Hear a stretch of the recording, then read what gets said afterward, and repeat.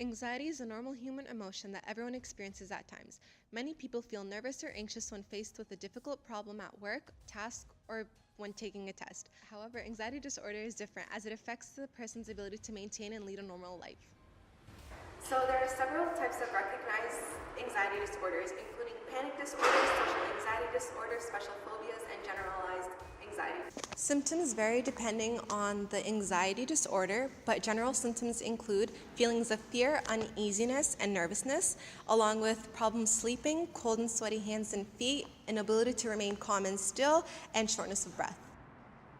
So this month we sat with Dr. Roa, a psychologist who works at the Anxiety Clinic in St. Joseph's Health Center, and spoke to her about the various components to this disorder.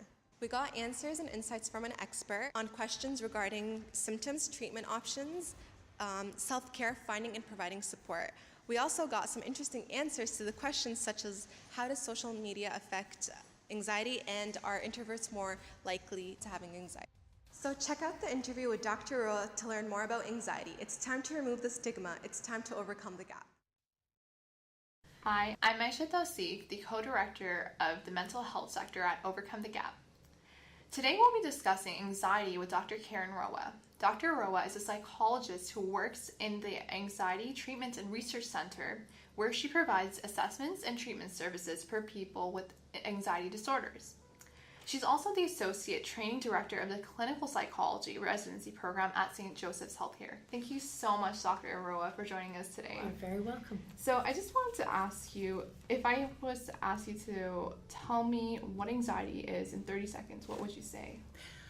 Well, anxiety is an emotion, and a common and natural emotion that everybody feels, that is usually future-oriented around sort of concern about something bad happening or danger befalling somebody. So, like, what makes anxiety like a disorder? Because a lot of times, you know, people feel stressed. Like, as a student, I feel stressed a lot of times. So how do I know if what I'm experiencing is just like stress, like a cycle of stress because of midterms, or if it's actually like a disorder of its own?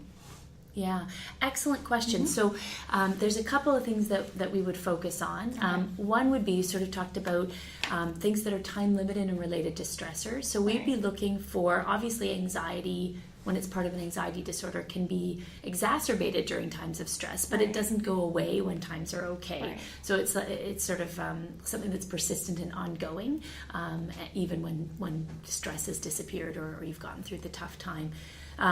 The other piece that's really important is that the symptoms of anxiety can translate over into a disorder when they become so severe and problematic that they're very distressing for the person. So they're upsetting, they're awful, they're really uncomfortable for the person, or they're causing problems for the person in their ability to do things. So making it hard for them to get out of bed to go to class, making it hard for them to follow through with assignments, not being able to do things that are required in class because anxiety is preventing. If it starts to become a pattern of those sorts of behaviors, like really significant interference, then we would be more likely to look at whether there was an anxiety disorder. So would you say that there are certain times where is it like a constant cycle, or is it like, does it have like peaks? It has peaks and valleys. It's consistent in the sense that it's there more than it's not there. But it doesn't have to be there every minute of every day in order for it to be troubling and interfering anxiety disorder. So, for example, one of the anxiety disorders is specific phobia. So a specific significant fear about a particular object or situation. So let's say I had a specific phobia around spiders. So I may have anxiety a lot, but my anxiety is going to be, my fear is going to be really, really, really heightened in situations where I think I'm about to encounter a spider or where I do see a spider. So you would see sort of peaks. And then in situations where, or times of the year where it's much less likely to see spiders, my anxiety would be much lower. So you can certainly have peaks and valleys. And suppose, you know, you have a friend or a family member, a loved one who is experiencing anxiety. And, you know, just interacting with, you know, some people in my own surroundings who have anxiety, I realize, you know, there are days when they want to be secluded, and there are days when, you know, they want to be with you. As a friend, how do you distinguish, like, how do you set your boundaries? What is the difference between helping someone, reaching out and supporting someone, and just overwhelming them? What I always sort of encourage people to do is to learn as much as possible about what the person is going through.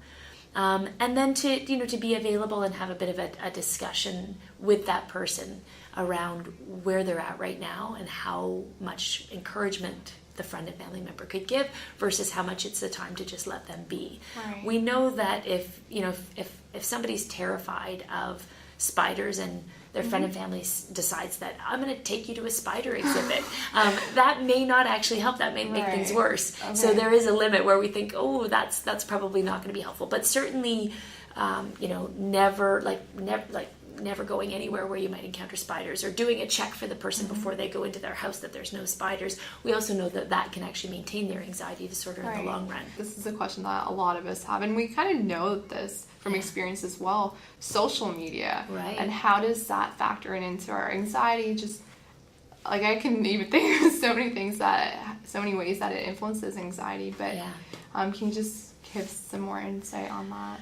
Absolutely. You probably have all the same thoughts that I do about the idea that, especially if you're thinking about something like social anxiety disorder, where there's already a sense of expectation and fear of judgment. So we've done some research here that finds that people with social anxiety tend to make social comparisons to other people. So I'm going to compare myself to somebody else. Now, everybody does this. Our study said that everybody does this. People with social anxiety don't do it more frequently, but they tend to make what we call upward comparisons. They're comparing to people they think are doing way better than them, and it makes them feel terrible. They have a very strong emotional reaction to that, which maintains their anxiety. So you can imagine on social media, you put something on Facebook or Instagram, you're putting your best foot forward. Exactly. It might look like you have the perfect life. Anyone can put things on social media or if on a Twitter account, really just only highlighting the good stuff and the accomplishments. And so we really can present whatever image we want through social media. And the youth who are experiencing social anxiety, phobias, or other anxieties that you categorize, what would your message be to them? I would encourage them. I would encourage them to think about whether this has gotten to be a problem that is a big deal in their lives. If it's holding them back, if it's making day-to-day life hard, then I would encourage them to seek out treatment, because there are treatments and they work. They're really helpful. Right. There's medication treatments, there's cognitive behavioral treatments, there's some other treatments that are more psychological in nature associated with cognitive behavioral treatments. So there's a lot of things that can help. I always encourage people to start off by either doing some research on their own. So there's some really good websites that talk about anxiety disorders, and cognitive behavioral therapy and the types of medications that work. And then also just talking to your family doctor, or on campus, talking to one of the people at the Student Wellness Center or whatever the sort of counseling resource is on campus. That's a great first step, just to be able to talk to someone, find out, where can I go if I really want to? What's the process? So education, reading, doing some online work, and then seeing a GP or someone at your university center. Thank you so much, Dr. Roa, for joining us and discussing this really important topic with us. Do you have any last thoughts that you want to share with us? I really just want to reiterate, we didn't talk as much. We talked about exposure therapy as being part of a treatment program. And I also want to say cognitive behavioral therapy as a whole, which has exposure therapy as a component of that, really is a very effective treatment. It doesn't have to be done in a setting like the setting that I work in. It can be done through self-help books. It can be done through internet resources. There are lots of ways of getting good ideas about how to apply these techniques and ideas to people's anxiety. So really encourage people to really consider and keep an open mind and educate themselves. Just looking at all of the other resources as well, definitely. That's it. Okay.